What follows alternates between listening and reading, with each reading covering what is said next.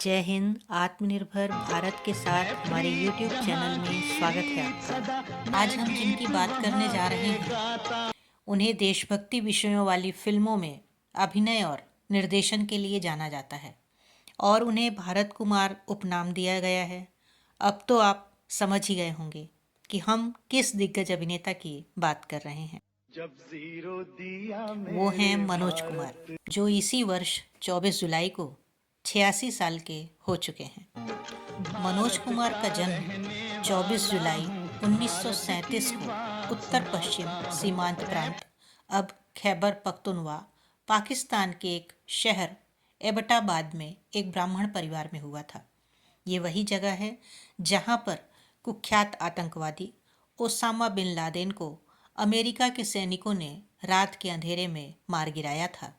विभाजन के पहले ये भारत का हिस्सा हुआ करता था। जब वो महज 10 साल के थे, उसी वक्त विभाजन की वजह से उन्हें जलियाला शेर खान से दिल्ली जाना पड़ा था, जबकि मनोज कुमार का परिवार विजयनगर किंग्सवे कैंप में शरणार्थियों के तौर पर रहा और वो भी कुछ समय के बाद दिल्ली के पुराने राजेंद्र नगर इलाके में चले गए। हिंदू कॉलेज दिल्ली यूनिवर्सिटी से ग्रेजुएशन की पढ़ाई पूरी करने के बाद मनोज कुमार ने फिल्म इंडस्ट्री में जाने का फैसला किया। मनोज कुमार की पत्नी का नाम शशि गोस्वामी है और उनके 3 बच्चे हैं, कर्म गोस्वामी, वंश गोस्वामी और मुस्कान गोस्वामी। कॉलेज में मनोज कुमार को शशि गोस्वामी से प्यार हो गया था। साल 2013 में दिए एक इंटरव्यू में मनोज कुमार और उनकी पत्नी शशि गोस्वामी ने अपनी लव स्टोरी के बारे में खुलकर बात की थी। एक्टर ने अपनी पहली मुलाकात के बारे में बताया था, जब मैं ग्रेजुएशन कर रहा था दिल्ली में, तो पढ़ने के लिए अपने दोस्त के घर जाया करता था और तभी मैंने अपनी लाइफ में पहली बार शशि को देखा था। भगवान कसम, मैंने पहले कभी भी अपनी लाइफ में किसी लड़की को गलत इरादे से नहीं देखा था, लेकिन शशि में कुछ अलग बात थी। मैं उसके चेहरे से नज़र ही नहीं हटा पा रहा था और करीब 1-1.5 साल तक हम एक दूसरे को दूर से ही देखा करते थे, क्योंकि दोनों में से किसी के पास इतनी हिम्मत उस वक्त थी नहीं कि जाकर बात कर सकें। हालांकि बाद में मनोज कुमार ने अपने दोस्तों की मदद से वह और शशि दोनों दिल्ली के लेजेंडरी सिनेमा गए। इस दौरान उनके दोस्त भी साथ में थे। वहाँ इन्होंने फिल्म उड़न खटोला देखी। अपने दोस्तों के साथ इस फिल्म को देखने के बाद मैं और शशि फिर बार बार मिलने लगे। दोनों ही अक्सर साथ में फिल्में देखने जाया करते थे। बस यहीं से उन्होंने एक्टर बनने का सपना देखा था। मनोज कुमार दिलीप कुमार के ज़बरदस्त प्रशंसक थे। उन्हीं की फिल्म शबनम देखकर उन्होंने अपना नाम हरिकिशन गिरी से बदल करके मनोज कुमार कर लिया।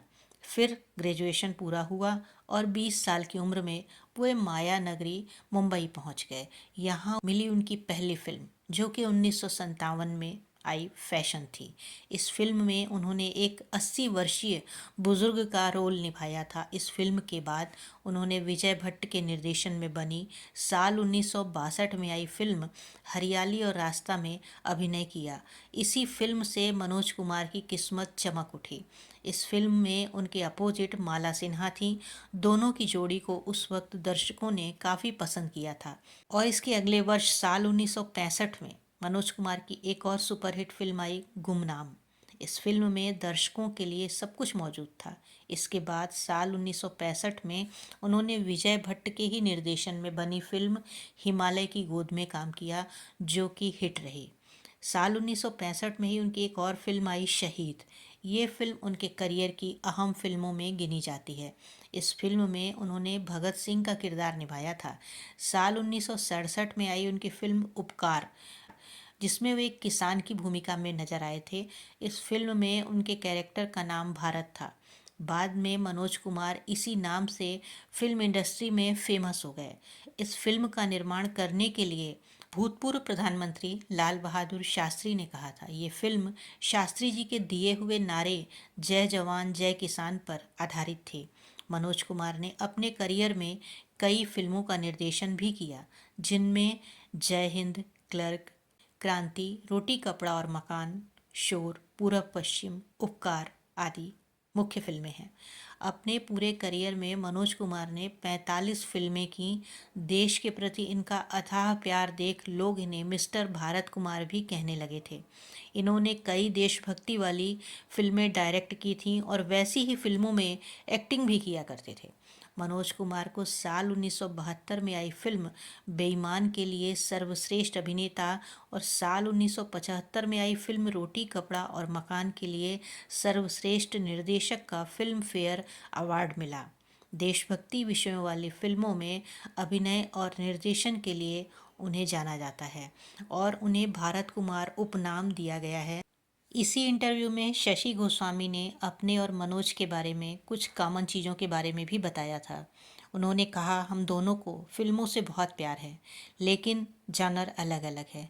ईमानदारी से कहूँ तो हम जो कुछ भी टीवी पर देखते हैं, फिर चाहे वो फिल्म हो या सीरियल, उसके लिए एक दूसरे को ज़रूर चिढ़ाते हैं कि ये क्या देख रहे हो। हालांकि हम एक दूसरे की खुशी और स्पेस की रिस्पेक्ट करते हैं। हम साथ बैठते हैं और एक दूसरे की पसंदीदा फिल्में और शोज़ देखते हैं, चैनल नहीं चेंज करते। इस दौरान एक्टर से ये भी सवाल किया गया था कि शादी के बाद उनकी लाइफ में क्या बदलाव आया। इस पर मनोज कुमार ने जवाब दिया, मेरी लाइफ में शादी के बाद जो सबसे बड़ा बदलाव आया वो ये कि मेरी सभी फिल्में ब्लॉकबस्टर साबित हो रही हैं। हरियाली और रास्ता ने मुझे सुपर स्टार बनाया और मेरी पत्नी शशि हमेशा इस सफलता का श्रेय लेती हैं।